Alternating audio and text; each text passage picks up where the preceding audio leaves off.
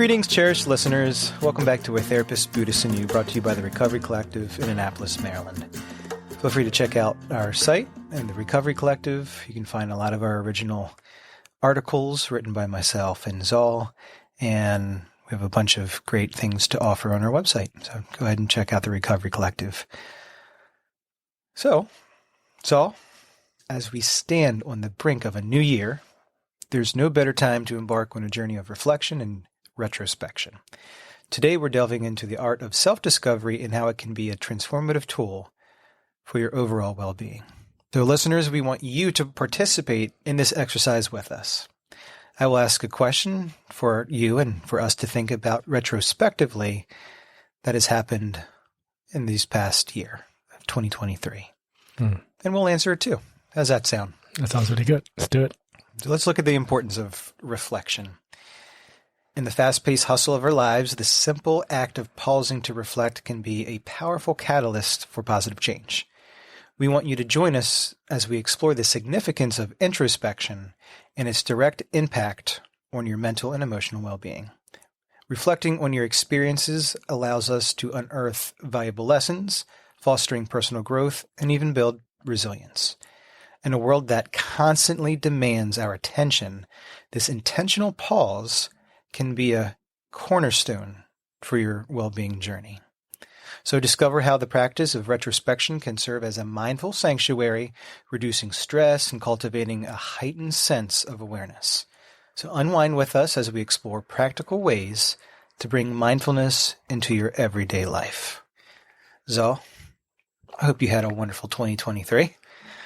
It's certainly been up and down for me, but I can still look back at it fondly, and I have retrospection and reflection on a lot of emotions and feelings towards this past year. But I do think it's important to pause and be okay looking back at the year that was. You agree? Yeah, this is a good space, and trying to feel that energy of the year. And it's a good space to do that. So thanks for bringing that up. And I guess it's always going to be ups and downs in life. But if I think about my year, there has been more stability than not. And I think that's a good place to be. Yeah, I think you and I in our recovery, we have this other yearly landmark or benchmark where we can look at the year that was, and that is our sobriety date. And I think that is a time where I more intentionally look back at my year that was, whether it's for my recovery or just all the things that have happened in that round of 365 days, because it's a time where I look at that, yeah, I'm sober. I'm not taking a substance, but it's also time for me to celebrate because I am an alcoholic and addict, and part of me is previously at a cellular level, at a brain level, designed to drink and drug, and I no longer do that. So not only do I celebrate that yearly landmark, but I also look back at what happened in that year. But for me now, gosh, what it was like 17 years from that day and what I was going through the day before. And I look back retrospectively and reflectively and I'm able to look at that time in the past. Holy cow, it's been 17 years and what this year has been. I remember that first year of sobriety where I felt like my brain had the ability to remember one thing out of every day of those 365 days because I wasn't numbing out for the first time in a long time. And I remember retrospectively looking and like, I'm not used to having this kind of memory, not being on Groundhog's Day and doing the same thing every day and functioning around numbing out or getting high or trying to get high. So that is certainly was a landmark for me. And now, being able to do that for this year, the year of 2023, and sit in silence and being mindful of the year that was. Mm-hmm.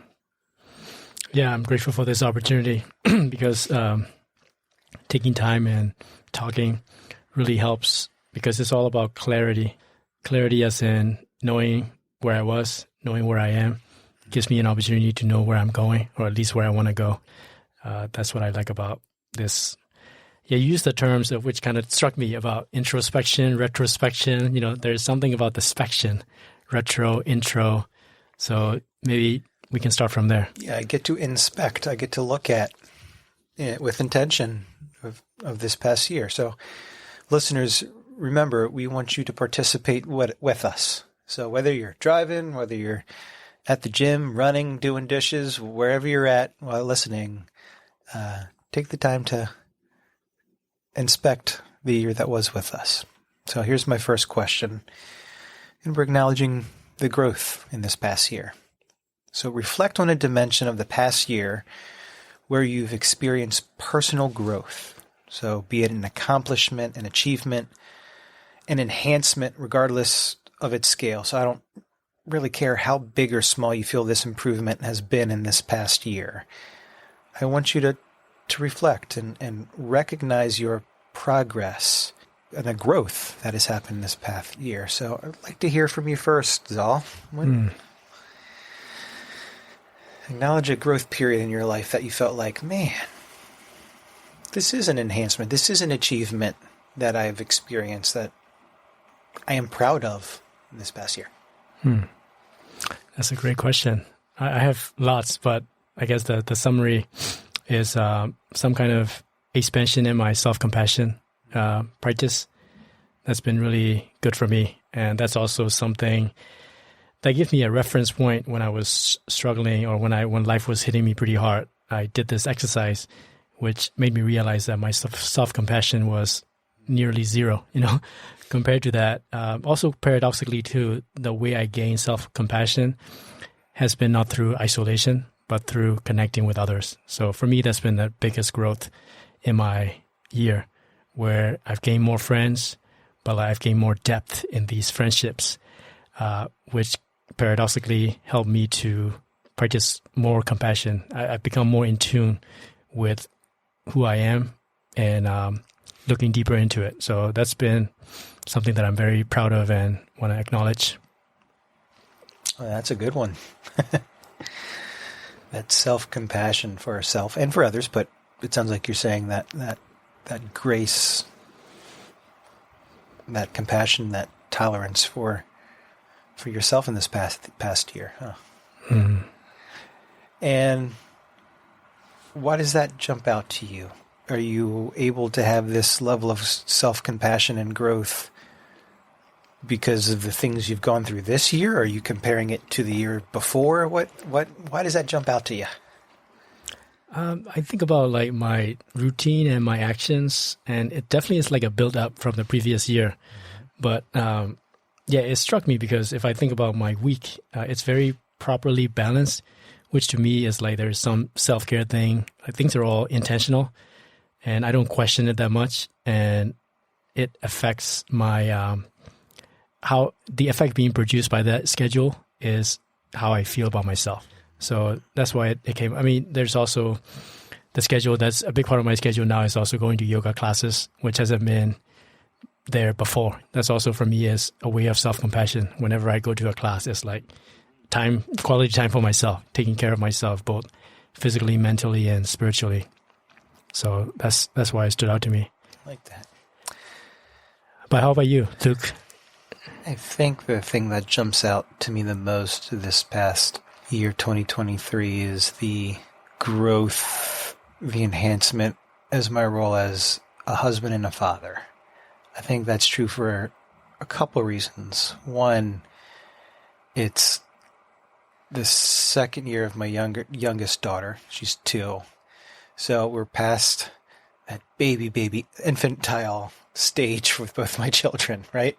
So they're getting older, and my ability to proactively jump in and play the role of father has been really fun and enjoyable in a bunch of different ways, whether it's, giving them the quality time, being present in their lives, being that safe, secure male figure, whether it's just tackling and laughing and all that, all the things that come with, the early experiences past the baby stage with the kids, that I'm really enjoying being the role of father past that baby stage. And I have both of them past that baby stage now. So it's in some ways, I don't know if this is just a stigma or stereotype.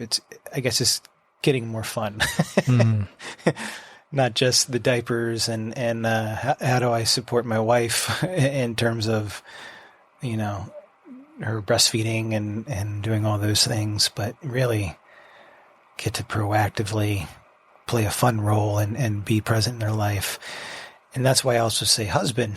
And the reason why I say husband, it's because I can't sacrifice that role because I've been so used to being the supportive father in so many ways to my wife, and not acknowledging which dynamic I'm in with my wife. And sometimes I am the role of father to our kids together, but I don't want to sacrifice my role as husband to my wife.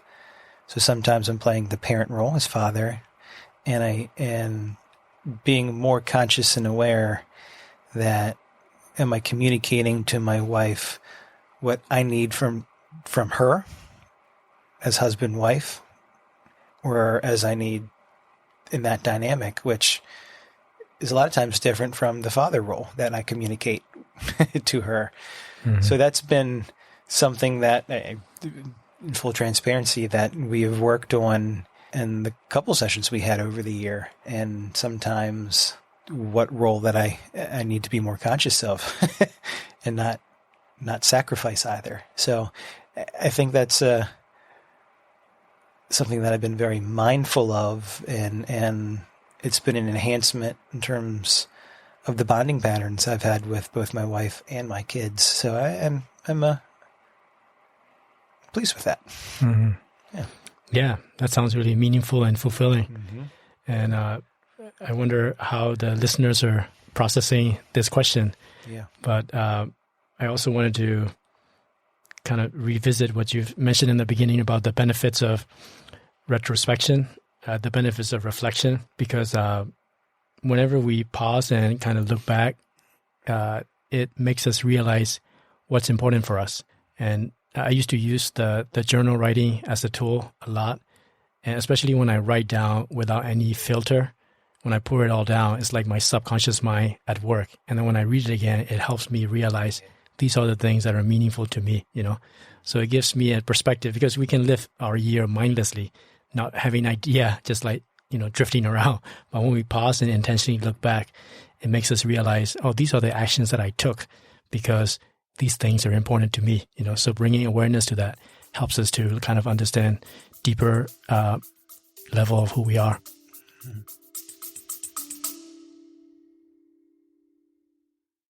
Hey listeners, we've got something extraordinary to share, a chance to reshape your journey no matter where you are. You're familiar with Zalmal's insights on our podcast, but there's more. Through the Recovery Collective, he offers life, mindfulness, recovery coaching, and meditation groups guiding you toward a fulfilled and mindful existence, no matter your location. Zal's journey from a Burmese Buddhist novice to a skilled practitioner equips him with timeless wisdom and contemporary strategies.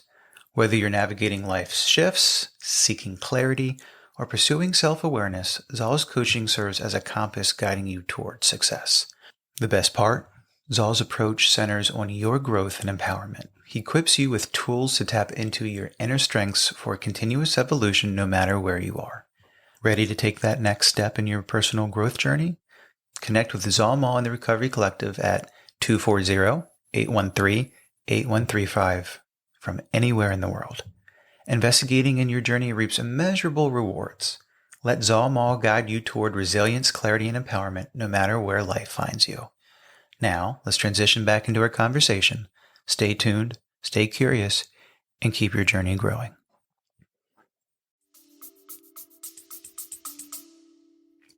Yeah, that's really, really good.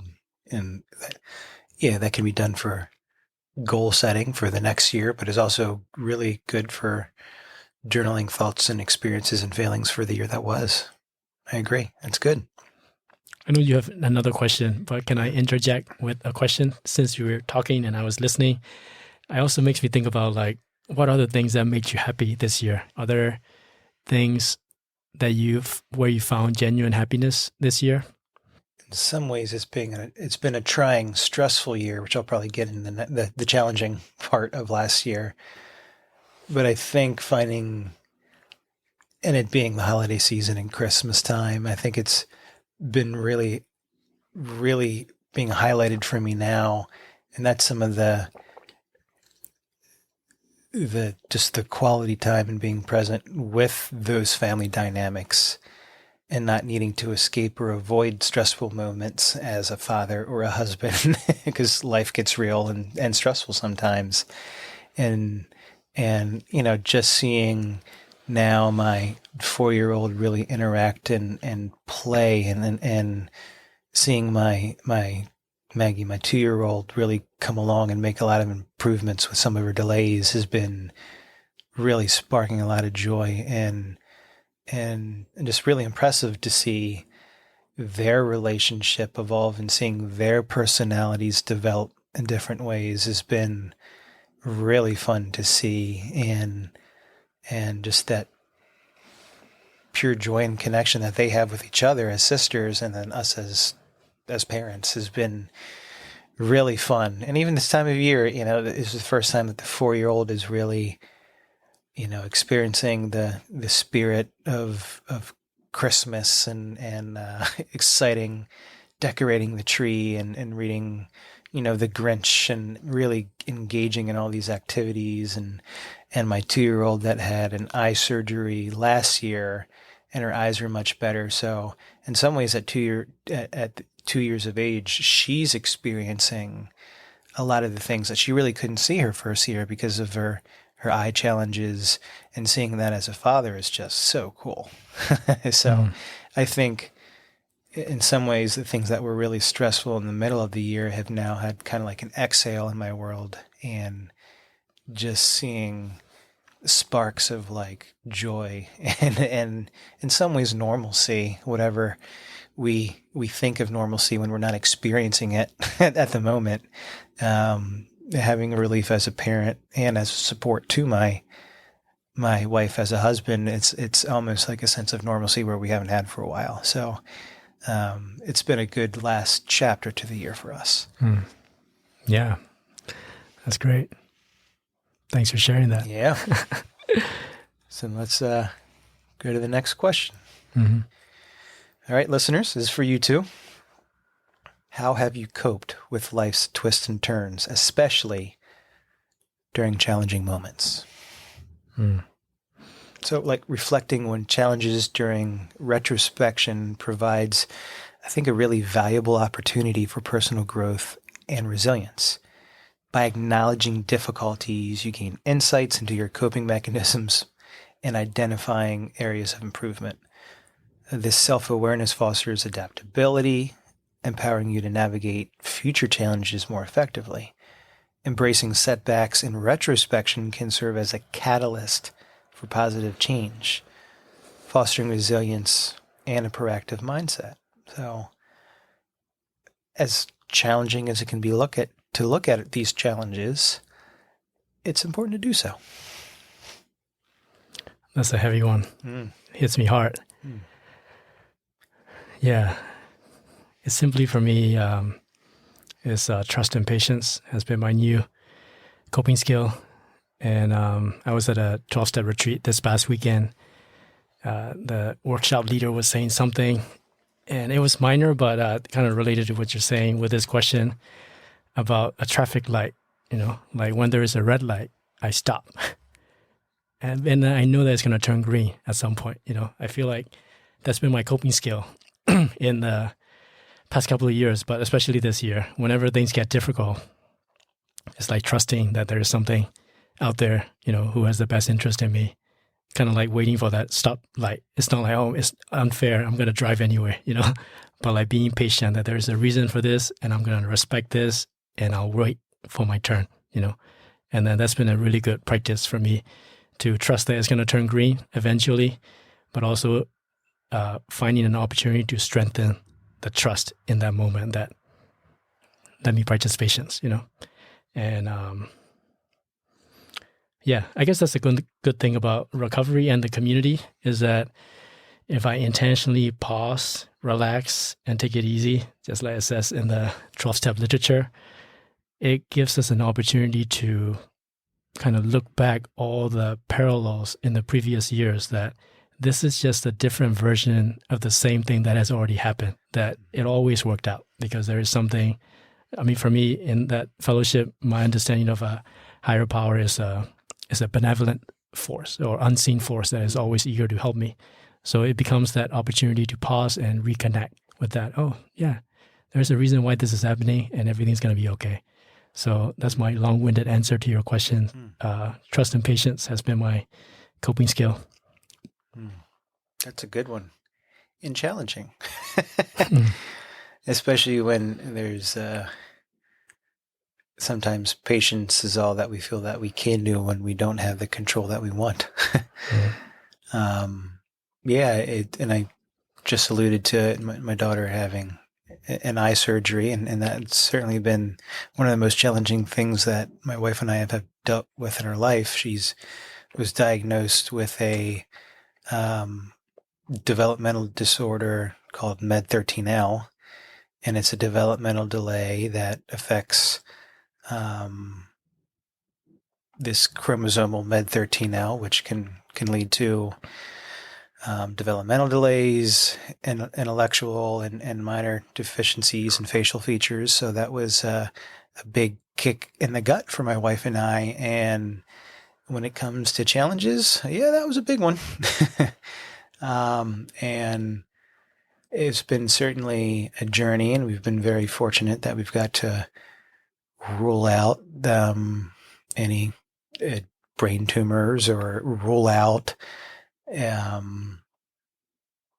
heart deficiencies, and those are scary things to consider, and wait for doctors to tell us if there are other bigger concerns going on. So as both a spouse to my wife in that role and as a father to my children, that was a tough one, and there's a lot of patience and a lot of unknown in the journey of anybody, that your loved ones that may have health issues or special needs. So it's been a big journey to be there for her as she learns how to walk and learns fine motor skills, and she's doing wonderful.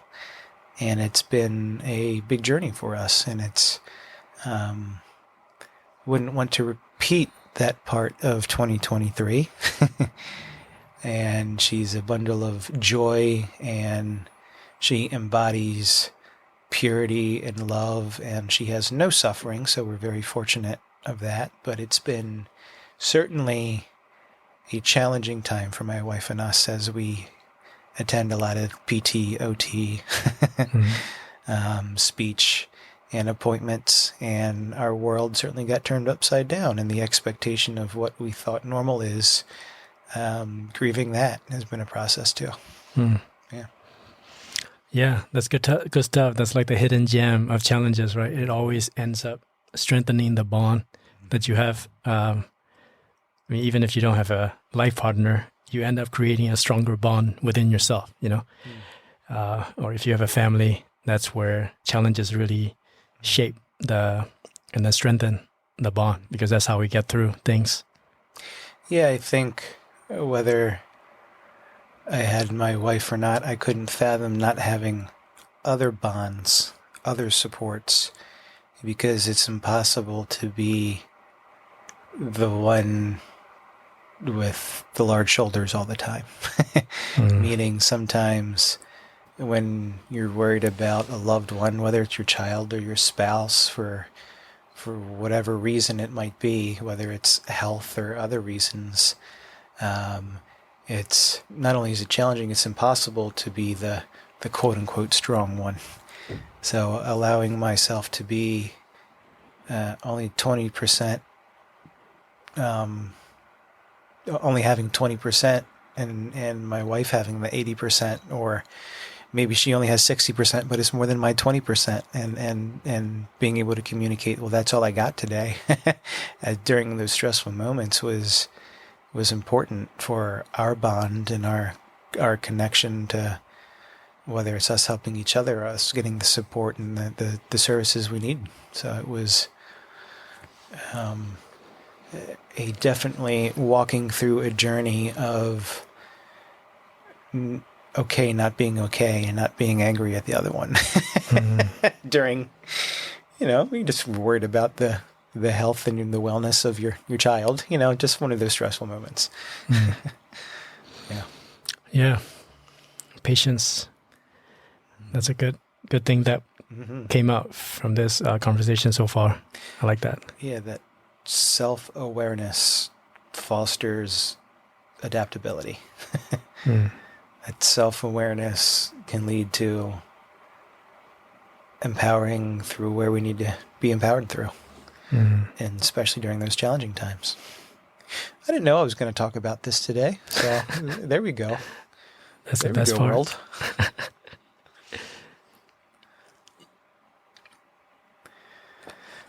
How about achievements? Personal achievements. Times to celebrate in this past year. Personal achievements, both big and small. Recognizing these efforts that we've invested in these skills of our lives to develop along the way. I mean, it's important to look at these achievements. That's another good one. Do you want to start this time? I need to think. You have time to think. Well, I'm really proud of this podcast. That makes us too.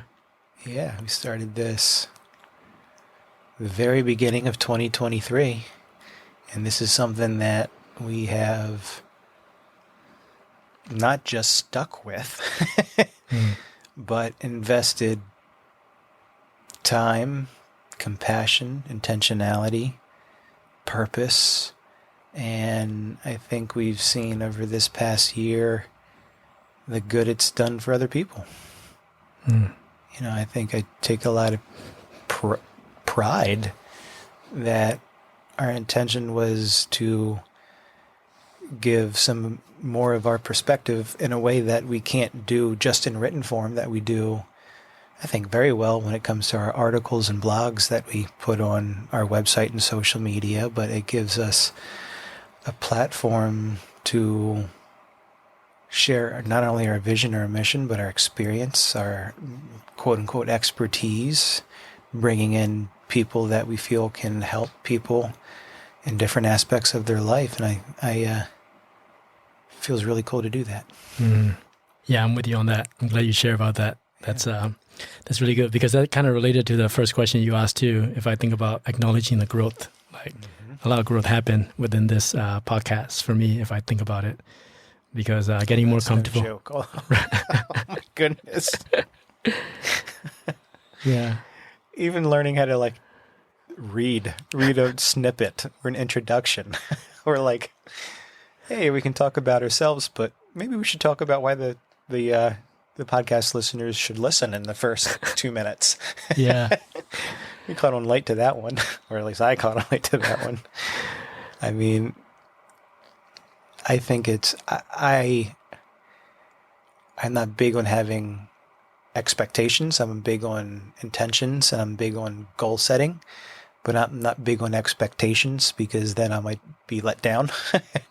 But, I think I never could imagine that we would have been listened.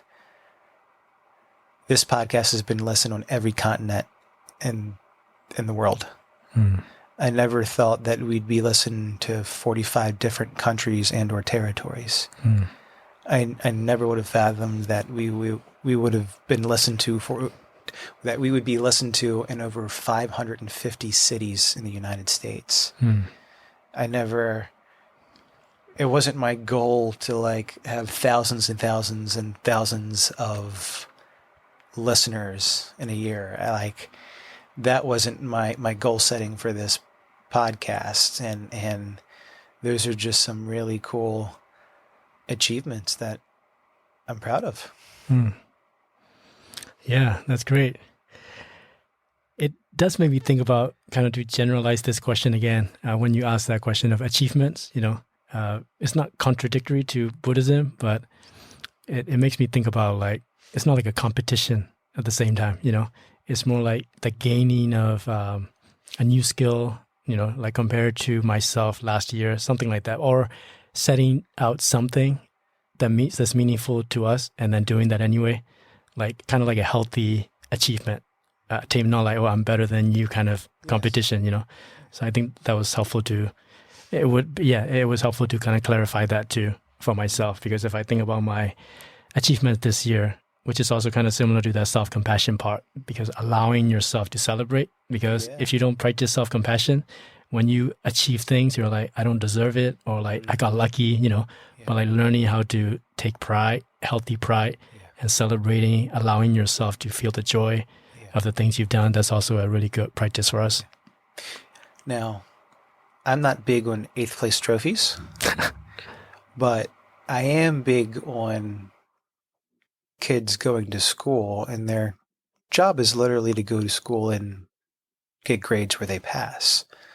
Now, if you are in work and you hit measurements and you do your annual review and you achieved or strongly improved or above and beyond whatever the measurements people use in their annual reviews, that two things often happen when you do a review with your job. You either get a bonus or a raise, or you do so well, you grow in that field and you get other jobs in your line of work often. Mm-hmm. Right? So when school grade kids get passing in good grades, that's worth celebrating. And that's not something that I always did, because whether I got a C or a B and the occasional A, I didn't feel the need to celebrate it. That was just quote unquote expected.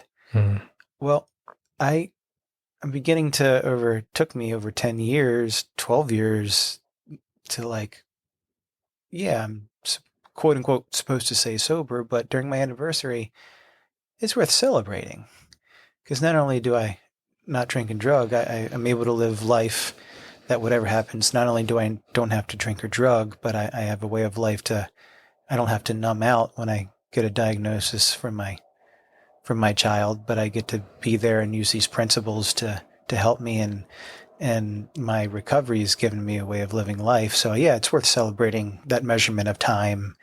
And for me, I believe I put in the work to do that. So yeah, I'm not big on 8th place trophies or things like that. But when it comes to, children getting good grades, or is it at work when I was a clinical director, well, I celebrated by getting a raise or a promotion.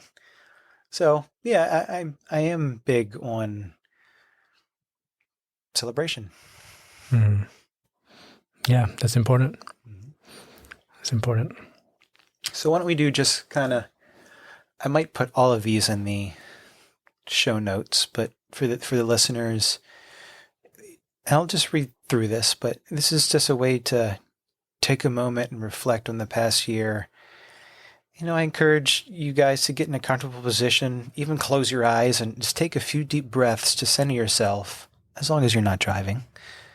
And consider these following steps as you give yourself 5 minutes, like we did around 30 minutes, to do an introspection or retrospection of this past milestone of a year. A gratitude inventory. Begin by recalling moments of gratitude from the last year. Identify experiences, relationships, or personal achievements that brought you a joy or sense of fulfillment. We've done episodes on gratitude because of that. Challenges faced. Acknowledge the challenges you encountered. Reflect on how these challenges shaped your character, teaching you valuable lessons and contributing to your growth.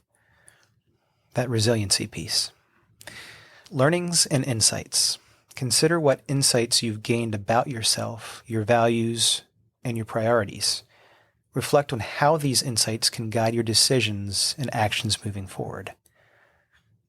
Just like we previously mentioned, personal achievements. Really do celebrate your personal achievements, both big and small. Recognize the effort you've invested and the skills you developed along the way. Areas of improvement. Honestly assess areas where you'd like to see growth.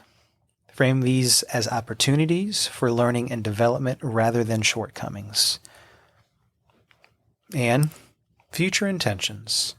Set positive intentions for the future. Based on your reflections, outline actionable steps or goals that align with your values and aspirations based on this inventory. It's a good way to do the retrospection, isn't it? Mm-hmm. Yeah, that's good. Well, this is the last one of 2023 for us. And this exercise is really designed to help you gain clarity, appreciate your journey, and set a positive trajectory for the upcoming year. And I think we did that. What do you think? Yeah, this was really good.